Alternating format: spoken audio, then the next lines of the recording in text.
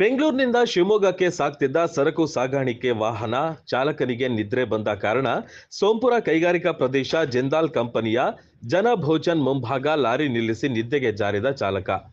ದ್ವಿಚಕ್ರ ವಾಹನದಲ್ಲಿ ಬಂದ ದುಷ್ಕರ್ಮಿಗಳು ಸುಮಾರು 6 ಜನ ಎಂದು ತಿಳಿದು ಬಂದಿದ್ದು, ನಿದ್ರೆ ಮಂಪರಿನಲ್ಲಿದ್ದ ಚಾಲಕನನ್ನ ಎಬ್ಬಿಸಿ ಬಾಗಲಕೋಟೆ ಜಿಲ್ಲೆಯ ಸುಮಾರು 24 ವರ್ಷದ ಚಾಲಕ ಸುಮಂತ್ ಎಂಬಾತನನ್ನ ಎಚ್ಚರಗೊಳಿಸಿ ಚಾಲಕನ ಬಳಿ ಇದ್ದ ಹಣ ಹಾಗೂ ಒಡವೆ ಮೊಬೈಲ್ಗಳನ್ನ ಒತ್ತಾಯಗೊಳಿಸಿ ಚಾಲಕ ನೀಡದ ಕಾರಣ ಚಾಲಕನ ಎದೆ ಭಾಗದಲ್ಲಿ ಚಾಕುವಿನಿಂದ ಇರಿದು ಚಾಲಕನ ಬಳಿ ಇದ್ದ ಹಣ, ಮೊಬೈಲ್ ಇನ್ನಿತರ ವಸ್ತುಗಳನ್ನ ದೋಚಿ ಪರಾರಿಯಾಗಿರುತ್ತಾರೆ. ಸ್ಥಳ ಪರಿಶೀಲಿಸಲು ಆಗಮಿಸಿದ ಬೆಂಗಳೂರು ಗ್ರಾಮಾಂತರ ಅಡಿಷನಲ್ ಎಸ್ಪಿ ನಾಗರಾಜು ಹಾಗೂ ನೆಲಮಂಗಲ ತಾಲೂಕು ಡಿವೈಎಸ್ಪಿ ಜಗದೀಶ್ ಮತ್ತು ದಾಬಸ್ಪೇಟೆ ಪೊಲೀಸ್ ಅಧಿಕಾರಿಗಳು ತಪಾಸಣೆ ಮಾಡಿ ಹೆಚ್ಚಿನ ಕ್ರಮ ಕೈಗೊಳ್ಳುವುದಾಗಿ ತಿಳಿಸಿದರು.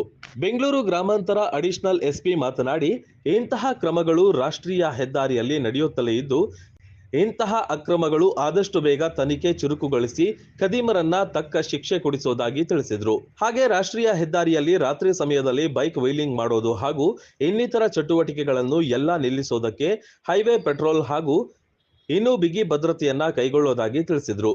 ಎಡೆಹಳ್ಳಿ ಕೈಗಾರಿಕಾ ತಿರುವಿನಲ್ಲಿ ಸಿಸಿಟಿವಿ ಅವಶ್ಯಕತೆ ಇದ್ದು, ಸಂಬಂಧಪಟ್ಟ ಅಧಿಕಾರಿಗಳು ಎಚ್ಚೆತ್ತುಕೊಳ್ತಾರಾ ಕಾದು ನೋಡಬೇಕಾಗಿದೆ.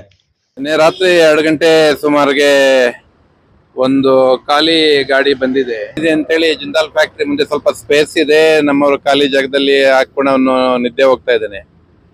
ಬಹುಶಃ ಒಂದು 3 ಬೈಕಲ್ಲಿ 6 ಜನ ಬಂದಿದ್ದಾರೆ. ಅವ್ರು ಫಾಲೋ ಅಪ್ ಮಾಡಿರ್ಬೇಕು, ಎಲ್ಲಾದ್ರೂ ದಾಬಾದಲ್ಲಿ ಊಟ ಮಾಡಿದ್ರೆ ನೋಡ್ಕೊಂಡು. ಇವತ್ತು ಕ್ಲೀನರ್ ಇಲ್ಲ, ಒಂದೇ ಗಾಡಿ ಇದೆ. ಅದರಲ್ಲಿ ಇವನ್ನ ಕೆಳಗೆ ಫೋರ್ಸ್ಬಲ್ ಆಗಿ ಹೇಳ್ಕೊಂಡು ಇವನ ಹತ್ರ ಇದ್ದಂತ 7,000 ರೂಪಾಯಿ ಕಿತ್ಕೊಂಡು ಹೋಗಿದ್ದಾರೆ. ರೆಸಿಸ್ಟ್ ಮಾಡಿದ್ದಕ್ಕೆ ಸ್ವಲ್ಪ ಗಾಯ ಮಾಡಿದ್ದಾರೆ, ಮೈನರ್ ಇಂಜುರಿ ಶೋಲ್ಡರ್ಗೆ. ಈಗಾಗಲೇ ಮಾಹಿತಿ ಸಿಕ್ಕಿದೆ, ನಮ್ಮವರು CCTV ಫುಟೇಜಸ್ ಎಲ್ಲ ಕಲೆಕ್ಟ್ ಮಾಡ್ಕೊಂಡಿದ್ದಾರೆ. ಅವ್ರದ್ದೆಲ್ಲ ಮಾಹಿತಿ ಇದೆ, ನಮ್ಮವರು ಶೀಘ್ರ ಪತ್ತೆ ಹಚ್ತಾರೆ.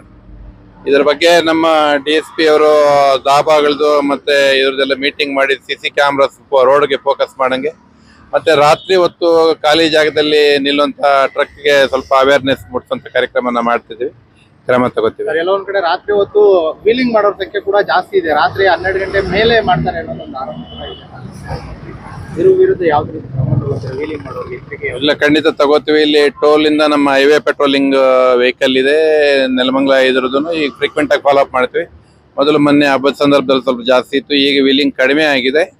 ನಮ್ಮವರು ಅದರ ಬಗ್ಗೆ ತೀವ್ರ ಕ್ರಮ ತಗೋತಾರೆ, ಯಾವುದೇ ಮುಲಾಜಿಲ್ಲ, ಕಠಿಣ ಕಾನೂನು ಕ್ರಮ ತಗೊಂಡು ನಿಯಂತ್ರಣ ಮಾಡ್ತೀವಿ.